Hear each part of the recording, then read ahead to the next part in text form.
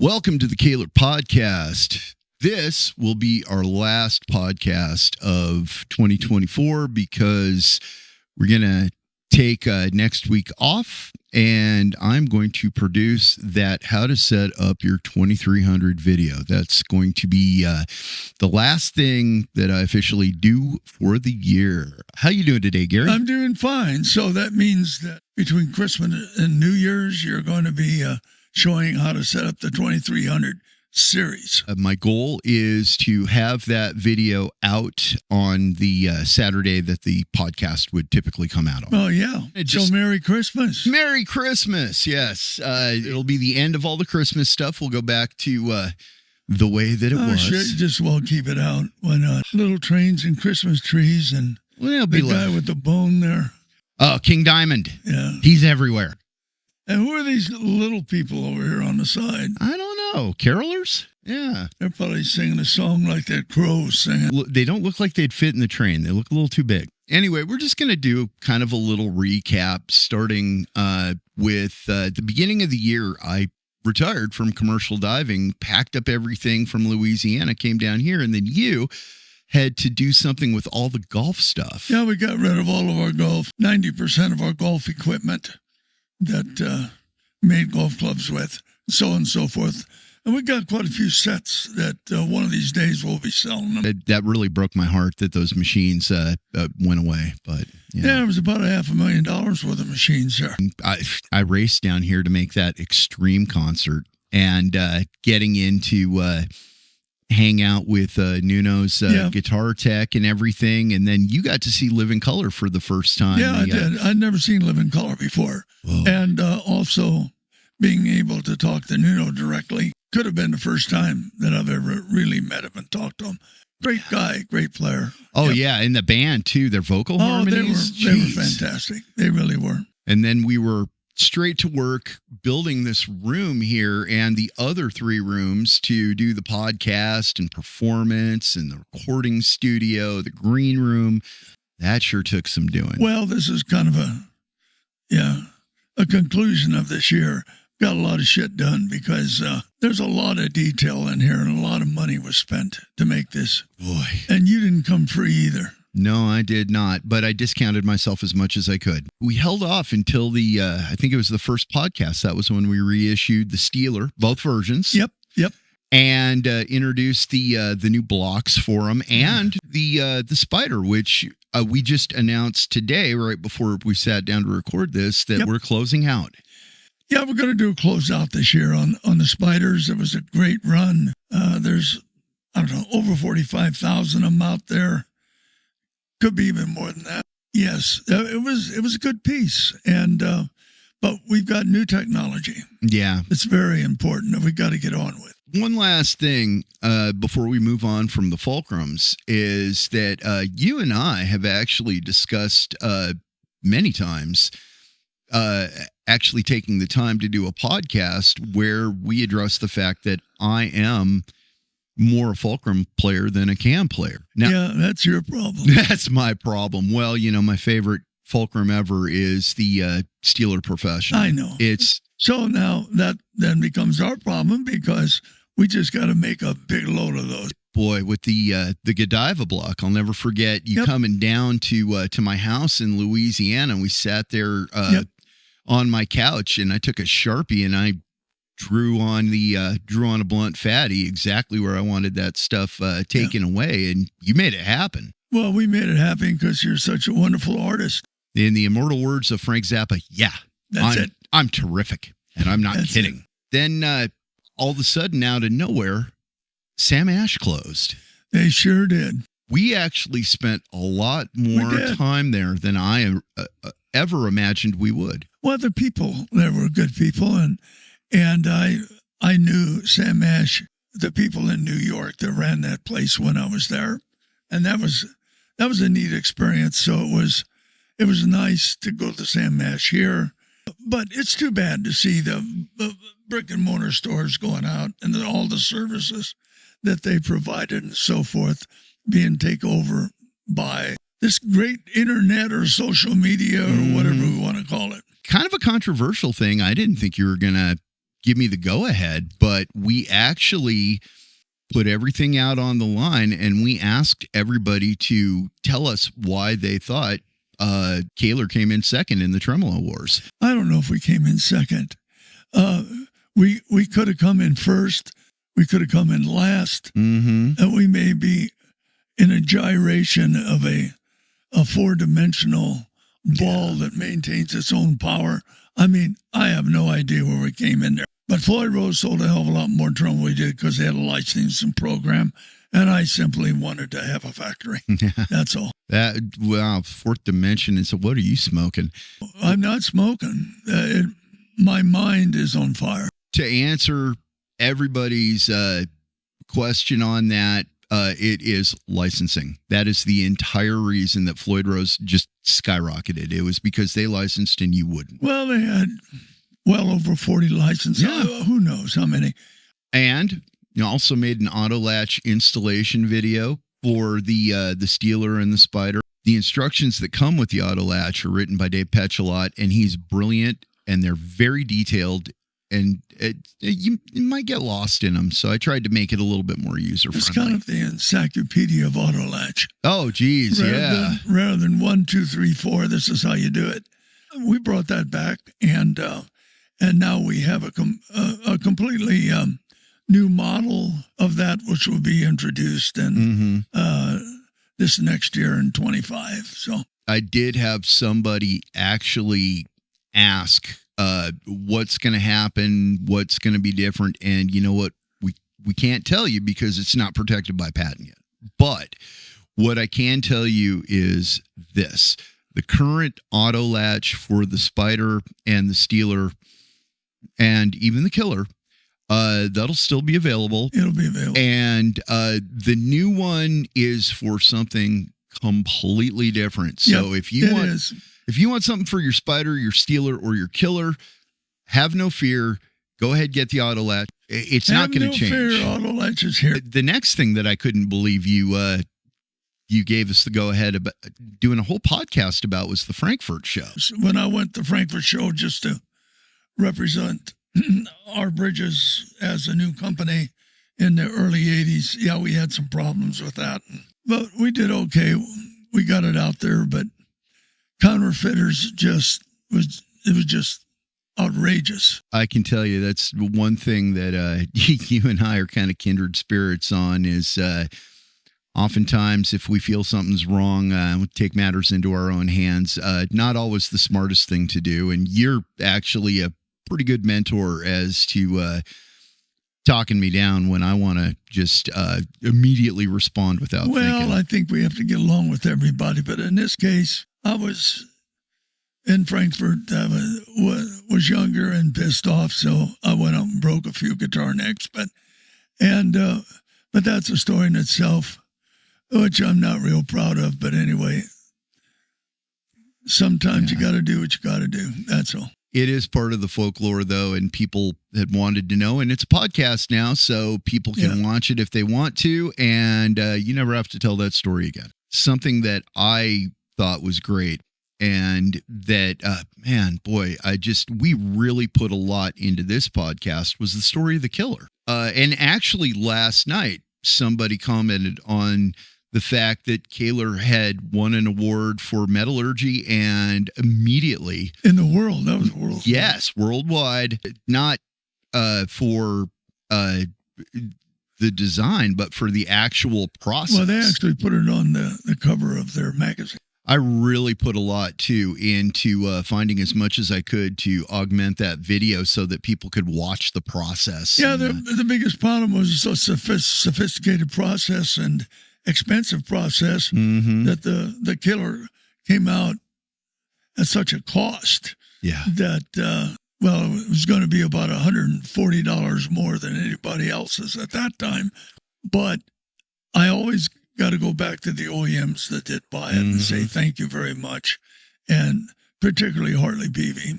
Something that really just makes me so happy and so proud of our community that follows these things is when somebody made mention that, I heard that Kahler had won an award. Immediately, a couple people popped in and they said that was for the killer. They knew the whole thing. Yep. And it was just so cool. And then even last night, I got an email from somebody saying, how much for a killer? Certainly you have one laying around there somewhere. And I have to say, no, we don't. Anything we have left is archival. Well, just look at eBay. They're such a good bridge. They're really worth it. We decided to do a Stratocaster to benefit Glenn Tipton's Parkinson's Foundation. Yeah, it was his original, which was a Fender, not to be confused with ESP later on. Yeah, ESP or Hammer for a long time. It was Hammer. Right. He had all those crazy Hammer-shaped guitars. Yep. Boy, he's just, he's pretty much used the Kahler since he got his hands on his first one. As far as I know, he's used it pretty much nonstop all through the different guitars because we would sell him Kahlers for that. Yeah, and I'd like to thank ESP. ESP has bought quite a few Kahlers to put on the ESP Tipton guitar. What Glenn Fricker came out here because he's such a big, huge Judas Priest fan. Yeah, well, and he's a Glenn Tipton fan. Oh, boy, he's such a huge fan. Absolutely. And, of course, right now, at the time of shooting this, we all know that Fricker's wife had a stroke not too long ago, and we are being very supportive of him taking care of his wife. And he's going to get to promoting that guitar. Get back in his saddle and pitch the hell out of it. We love Glenn Fricker. He was fantastic and full support. In fact, something that was really cool was he and his business partner, Alex, they'd never even played a Kahler. Yeah, and he's out of California. Yeah. Alex is out of California, where they were made forever. But Alex is pretty young, so I could see him not getting his hands on one. Glenn Fricker in Canada, okay, I can see that, even though he's, I think, a month or two younger than me, so. Boy, that's old. I know, right? I was just like, wait, I'm older than you? Jeez. Well, anyway, he's going to get back in gear, and he's going to tell us about, because that was part of our promotion, that Glenn Fricker would come here and he'd be on our podcast, which he was along with Alex. Oh, yeah. And then he played the special guitar we made for Glenn. I think he really liked it. He really did. So we're really looking forward to him coming on his podcast and doing his deal because we got to get on with the promotion of this piece. And because we have other people to answer to, like Judas Priest. Yeah. And then finish up the promotion and sell the deal and raise money for Parkinson's disease. Exactly. And for his Glenn Tipton Parkinson's Foundation. Foundation. Yeah. All in the name of heavy metal, man. It is. Absolutely. Yep. Absolutely. Kahler doing their part. And, this is a little controversial, so I'm not going to spend any time on it, but they were both so completely blown away by how different the Kahler was from any of the Fulcrum bridges that they were used to, that they just raved about it. Yep. And it actually upset a couple people. Well, I don't think it's controversial. Well, the part that's controversial is it upset a couple people. And well, good. Who did upset? A Fulcrum player? It upset somebody who was following our channel. They left this big nasty thing. No, I know that. Yeah, as if we fed them First what of to all, say. We're not causing the controversy. No. Other people that may read into controversy. All I know is we sell a hell of a cam bridge that has different features and benefits than the Fulcrum. And for those good people who want to buy a Fulcrum, myself, we sell Fulcrums, but we also are the exclusive seller of the Kato cam bridges, except for the counterfeiters, which I just have to say this about the cam bridge, because while I am a Fulcrum guy, I mean, just barely, because a properly set up Kahler cam, any of them, can do anything almost that a Fulcrum can do. It can do a lot of things that a Fulcrum can't do. It's something that if you're even remotely curious about, geez, you owe it to yourself to check it out, but it has to be one that's properly set up, because like anything, if it's not set up right, it won't behave in a way that's good. It's the same thing with a damn Fulcrum. Oh, yeah. I mean, if you don't set it up, you don't know what you're doing, it isn't going to play right either. All bridges have to be properly set up. And then, is your guitar set up right? There are so many people that like to whine about the behind the nut string lock, but it's like, hey, you know how many people have had their Fulcrum bridges not staying in tune, and it was because their locking nut was loose? Well, first of all, behind the nut string lock has its place. Yeah, if you don't want to cut the hell out of your nut area to put in a locking nut, well, then you can place one behind the nut. Mm-hmm. Pretty damn simple. And you probably are going to have to pay some, luthier a bigger chunk of money to cut up the nut area. I mean, I could say so much about the cam bridge, but the one thing that I'll just say, and then I'll just let it go, is that the cam bridge versus the Fulcrum bridge, any Fulcrum bridge, even the ones we make, the cam bridge is incredibly easier to set up. And it's much easier to dial in if you want to change your string gauge or your tuning or something like that. It's very easy. And remember, I'm a Fulcrum guy. Yeah, well, all the features and benefits for that, and the proof of it is all right there in a cam bridge. Because Dave Story, the originator of the actual cam, now we had all the rest of it, but Dave Kaminer was an engineer on race cars, and he understood a cam work and all that, and also all the adjustments needed in fine tuning and so forth. And so I give a lot of credit to our good friend Dave Story. I'm really hoping that sometime next year we can get Petchalot in here, and maybe even reach out to Valerie's Story. But that's going to be sensitive, though. We'll see if it feels right. We don't know. It's next year's a coming. That's all I can tell you. Next year will be the second annual Las Vegas Guitar Trade Show. Show. Will. Boy, we had fun at that one. In May. Yeah. And you know what? I had somebody email me today saying that they had just moved here, and if we need any help at all, here's my phone number, here's this, here's that. I will come, I will help. Please let me help. And I just thought, man, that's the coolest thing. Somebody who's been playing Kahlers forever, got a bunch of guitars with Kahlers on them. Is that a pro or a... I think it's just a hobbyist. Okay. But you know what? I mean, so what? I love his enthusiasm. It's fantastic. Oh, that's good. That's good. Yeah. So, and you know what? I mean, once again, we did take best in show. We have to give some thanks to Six Gun and that whole group. We're actually thinking about, and somebody can comment if they would, at the show we may actually sell some name brand guitars with our bridges on them. At the show, you can come and play them and buy them right at the show. That'll be in May, so we got a lot of stuff to look forward to before then. Well, I'll tell you, there were so many disappointed people when I wouldn't sell that 85 Gibson Explorer. Yeah, well, I think you had an offer of $32,000 on it or something. I had some big offers, and it was like, no, I love that thing. Yeah, you'd rather have that and not eat. That's it, Eddie. Pretty much. I'm not exactly well in the head when it comes to my obsession with guitars. Yeah, well, we knew that. That's why you're here. I know. Yeah. The next one. This is something. You went to the next one awful fast there. Well, I'm trying to. Yeah, the next one. The next one, boy, man, talk about something that I was looking so forward to, and it wound up not working out, but for all the right reasons, and it only made things better. Lita Ford. Well, Lita Ford's a very special person for us here. Yeah. She's a great endorser.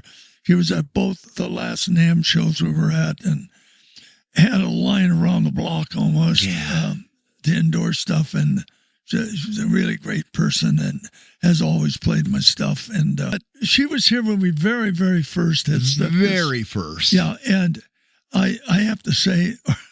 We weren't ready. Well, no, we can't say we weren't. We're as ready as we could be. But our air conditioning went out.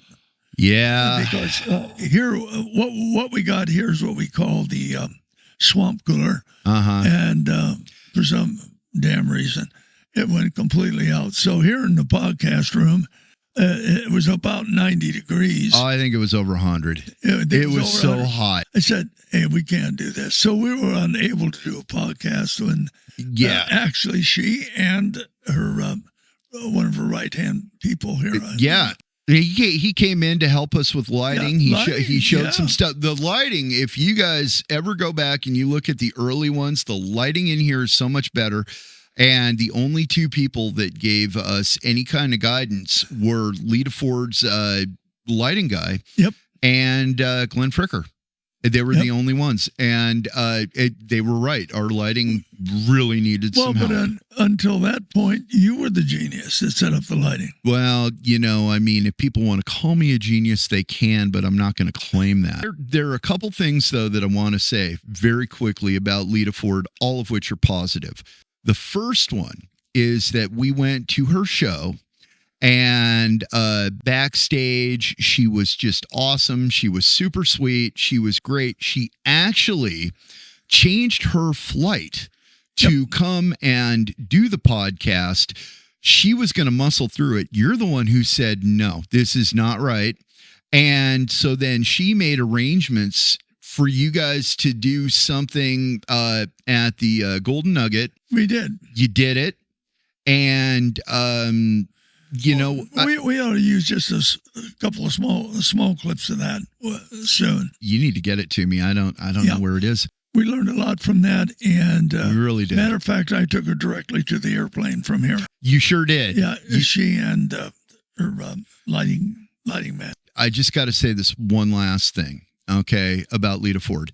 So, way back when I was 13 years old in 1983, I saw the premiere issue of this really obscure magazine that was very short-lived called Faces, and she was on the cover. And she actually, there's a big centerfold fold out, and at 13 years old, seeing her dressed like that, it made me very confused. I had a lot of confused feelings seeing this. You could have those. He's 13, so. Yeah, but I looked to see if I could find a copy of that magazine, and I did, and I was so excited to do this great big thing, and it didn't work out, and I hope we get another shot at it. Well, we'll see. Yeah, we'll see. It's all up to her. After all the things that we learned from that Lita Ford experience, we had Milla from Kreator come in here, and he was our first rock star and boy, that thing, that podcast got picked up by a couple online magazines and a few things like that. We had his guitar tech here too, which was something that we really wanted to do. The guitar tech. Patty. They were fantastic. He's very articulate.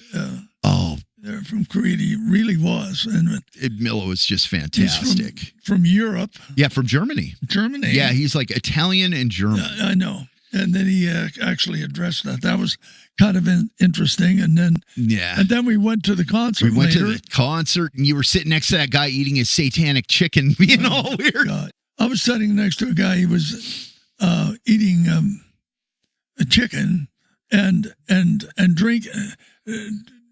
drinking one of these long, big beers. Yeah, like a 22 ounce. Yeah, and that's all he did all the time was eating that chicken. And, it was a little bit unusual, that concert. At that one, I was standing there right at the edge of the pit. Yep. And I was about to jump in, and it was just like, oh, my God. And then somebody stepped on my foot.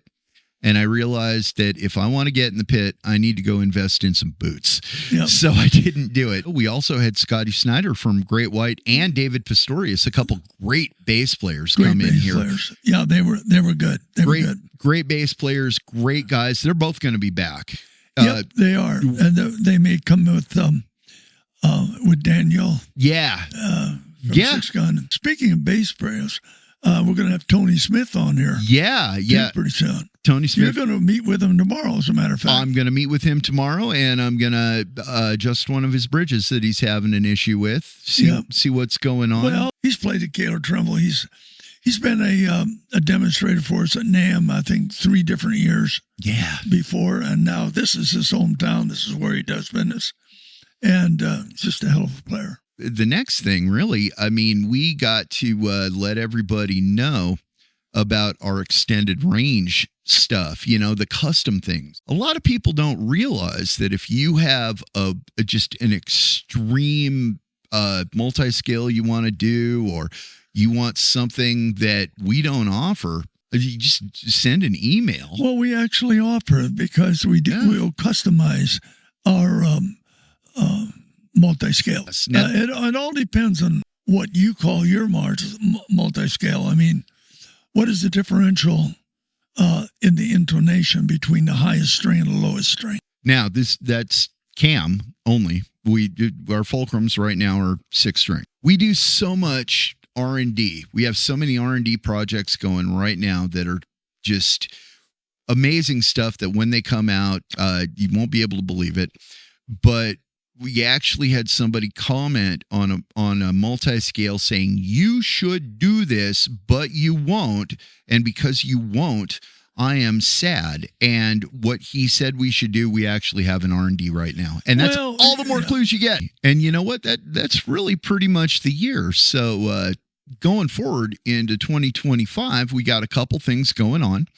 The first one is the Fender Strat that we're giving away. The white Strat. The white Strat, which is on the workbench right now. Yep. Because I'm going to shoot that 2300 video. The thing about that white Strat is, go and sign up for it. And then once you sign up for it, you'll get a welcome email. Follow the instructions on the email, and you are set up. How do they sign up for it? They can do that on our podcasting here. I'll put in a. You're going to put. I'll put a link. I'll put a link in. Yeah, good. And it's on our website. And very, very easy to find. What we're actually right now, we're talking to a couple different influencers. Maybe we'll get one of these big influencers to help us give that away. Yeah. Something that really, really just got a lot of attention was that no modification fine tuner Les Paul bridge, the fixed 2200. Yeah, the non-tremolo. Non-tremolo. That's right. And it'll go right on Les Paul. Yeah. With fine tuning and all of that adjustable spacing to make sure you can get your string over the poles. What I want to say is if those studs may not always 100% be in the right place. Yeah. Or whatever, or string size, or whatever we want to say. You've got a macro adjustment against the stud in the back. And and we still have the little wheels up front so that you can raise them and lower them to get more angle going over the witness point. The rollers do a really good job of eliminating friction at the witness point at the bridge. And friction is that's the enemy of tuning stability. So those rollers are there are people who have crazy beliefs about the rollers not being the great thing that they are, but they're fantastic. Particularly when you're bending the strings. I mean, it'll bring that right back. Yeah, it'll just roll right back. And then, of course, you got the fine tuning. Anytime you get too much string stress. Just go back there and tweak it. The other thing, too, is that we've been refining the Auto-Latch design pretty much the entire year. And we're really close. Once again, if you have one of our bridges that you want to put an Auto-Latch on, feel completely safe to get the current Auto-Latch. The one that we're developing right now is different. The one we got now works with the blocks and the bridges that we have now. Yes. And that is going to be the best solution for what you have now. Yeah. Is this one. This next one is going to be a little different. I came and speak to how different it is. But it's meant to be different for different engineering that we're doing here on Fulcrum bridges, as well as what other people do. And for completely different reasons. If you've got a Steeler, a Killer, or a Spider, and you want to put an Auto-Latch on it, the one we currently sell is the correct one. That will always be there. Yeah, that's the one we will always sell. That is the correct, the one we have right now is the correct one to put on our bridges. And that's all the more that we can say about it. 2025, man, we're planning on having more guests, doing more shows, getting more people to try out our bridges. Just so many exciting we're going to have a new product to show people as well, because I don't want to overdo this American-made stuff, but damn it, trying to get R&D done somewhere, on the moon or whatever you might say, and then going back and forth, almost impossible. Somebody has to do it, and then you got to make the bridge into production. Literally, it's kind of play on words there. You have the design and everything. Now we got to develop a production so that we can make it as efficiently as possible. We might have to take a trip down to Fullerton. We'll take a trip to Fullerton, shoot some footage there. Let everybody see what actually goes into making machine shop's located on Fender Boulevard. Yep. Yeah. If there's only one thing I want to say about the whole Made in America deal is, a long time ago, I found out that you can say Made in America if 50-60% is done in America. Could be wrong on that now. I haven't checked the laws recently. As long as 68% of the cost. Got to be careful about that, because that changes. That's done a lot by let's just say other people, by all industries. Pretty much, yeah. That's not a guitar industry thing. That's an everybody thing. An everything thing. I found out about it by watching a piece on Craftsman Tools. Yep. That was how I found out, was that they were saying we actually make everything in America, and other people can say that they do too, but that's not fair. And when you talk about the cost percentage, because American labor is so much more than offshore labor, it's pretty easy to get to that whatever that percentage is. But the one thing that I want to say is, with the exception of the bar on the Steelers that you have the big brass block options on, which is a Floyd Rose bar, everything is made in America. All the Kreator stuff, original stuff's made here. There was a time when I did make some things offshore, but I ended that in 2013 because of... Again, just because of counterfeiting. I mean, it's such a rotten business, that counterfeiting. It puts more people out of work than you'd ever believe. You know what? We'll end on a high note.